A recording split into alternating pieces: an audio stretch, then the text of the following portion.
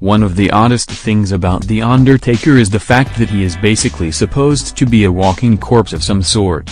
While wrestling, especially the sports entertainment version of wrestling, calls for one to suspend their disbelief, the gimmick behind The Undertaker causes you to scratch your head if you think about it for too long. So, this supposed zombie dead man is competing against normal humans and they can somehow go toe-to-toe with him? Well, and not very many went toe-to-toe with Taker, but you see what I mean. I'm not going to be one to question him, I'll leave that to you. 14. He never used his supernatural powers during matches. Not only was Taker known for being undead, he would often display supernatural powers during his entrances and when he wanted to taunt an upcoming opponent. Yet, it was rare to see any kind of supernatural trick during a match. The most we really got to see was his dead man sit-up. It makes you wonder if any ideas surrounding the supernatural powers of The Undertaker were ever considered to happen more during matches, or if the creative team was hesitant to go too far in the direction. I mean, they did almost sacrifice Ryan Shamrock on network television. 13. Brock Lesnar ended The Undertaker's WrestleMania streak. Yeah, WWE superfans will not like this entry. However, it made little sense for Brock Lesnar to have ended the 20-plus year WrestleMania undefeated streak of The Undertaker. If they wanted to go in that direction, anyway, they could have made Roman Reigns' victory the first blemish on Taker's Mania record.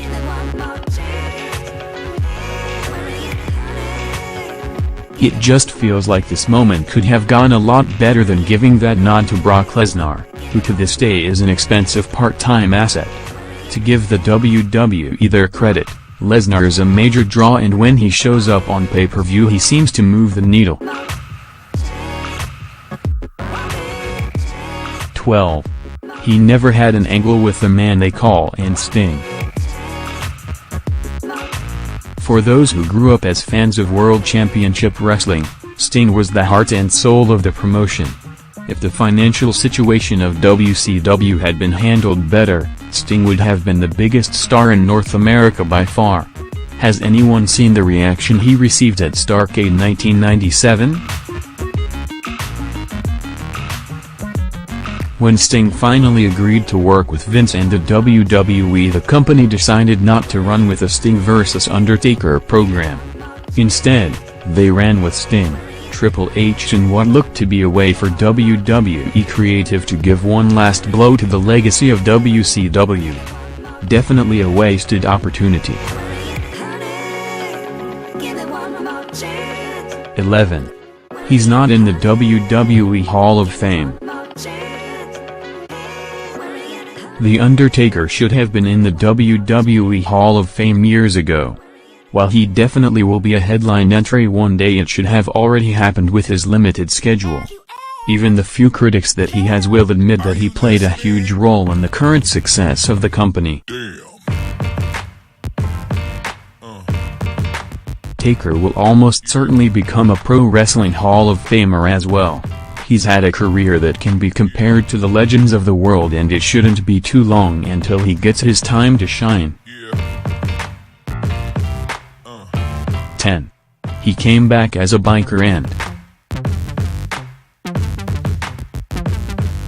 at some point around the return of The Undertaker after an injury, someone from the WWE creative team thought it would be a great idea to have Undertaker return to television as a motorcycle-riding American badass. So Taker goes from being the undead to a motorcycle enthusiast overnight. That's definitely a bit bizarre. While he didn't have a bad run under this gimmick, it was nothing like the undead gimmick when he finally returned to the Undertaker roots. It's still a bit shocking that the WWE went forward with this idea. 9. He has a keen fashion sense. Throughout the years, Undertaker has been known for his amazing costumes and ring attire that would put numerous cosplay experts to shame. If you ever have the time, scroll through the different outfits and swag Taker wore throughout the years. Perhaps Taker buying into the gimmick so well is what helped him get so popular. His attire helped set an extremely atmospheric mood anytime he walked into an arena, whether he was cloaked in a hood, cape, iconic hat, or one of the numerous other looks he had throughout the decades.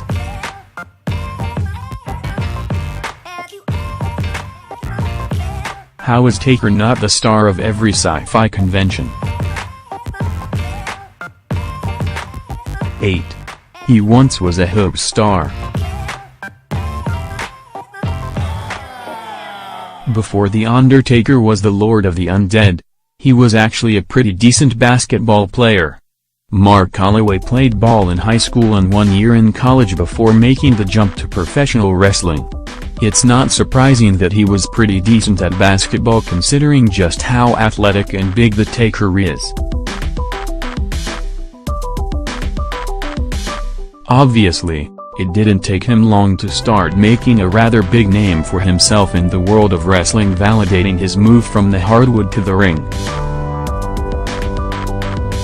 7. He once starred in a movie.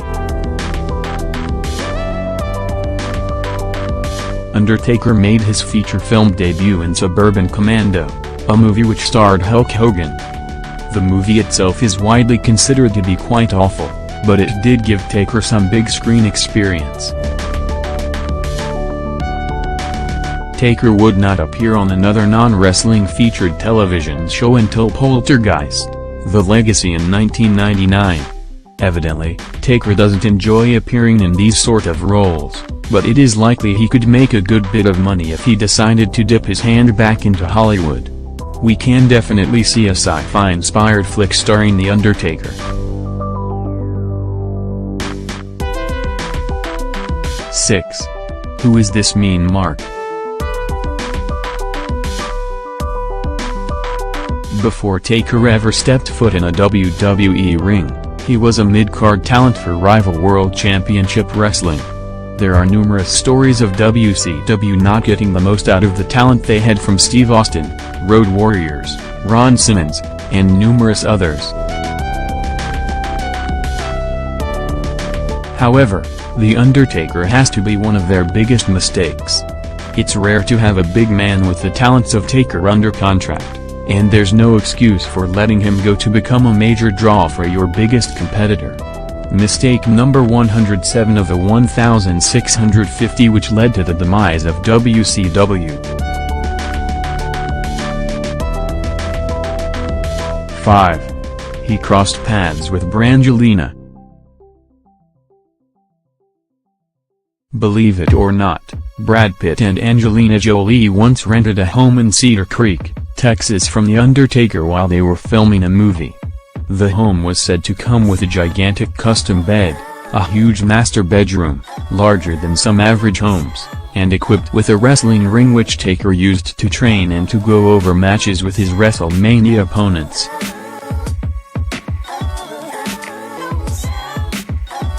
It's not expected that these three individuals would have crossed paths, but they definitely did.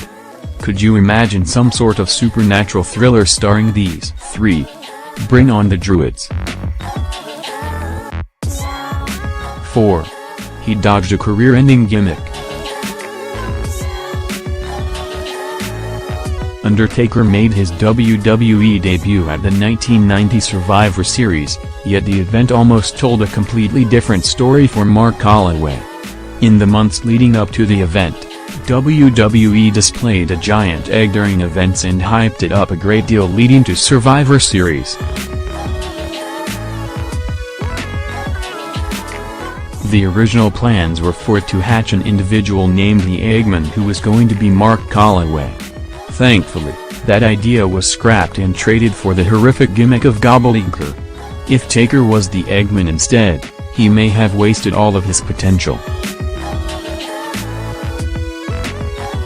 3. He had a longer name once. At first, the WWE toyed with the name Kane the Undertaker, which was quickly dropped. Instead, the Undertaker was given a slew of nicknames to help create his image, from the Phantom to the Deadman to Prince of Darkness, among several others. Years later, WWE would give the Kane gimmick to Glenn Jacobs, who would be Undertaker's storyline half-brother. It all worked out in the end. This decision definitely worked in WWE's favor as it allowed them to have two prominent figures during the past 20 years. 2. He was once managed by this character. It truly speaks to the talent of Mark Calaway that the Undertaker gimmick ended up being as successful as it is. WWE tried to do everything to make it not work. Someone in creative had the great idea to originally pair Taker up with a character that reminds people of that creepy guy who gets far too touchy with all the single ladies at a party. Brother Love was the first managerial choice over Paul Bearer, who would go on to become the longtime manager of the Deadman. Really, someone thought that Mr. I Love You was the best choice to manage an undead man?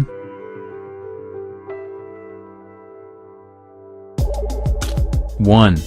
He used to roll with Jenna Jameson. According to Jenna Jameson's book, How to Make Love Like a Porn Star, she and The Undertaker began hanging around the same circles and became close friends. However, it would seem that a younger and less mature Taker would ruin that friendship.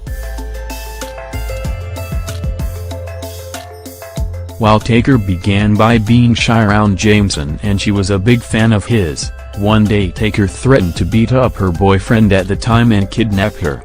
Well, that was the last time Jameson decided to hang out with Taker. One has to wonder what the Phantom has to say about all of this.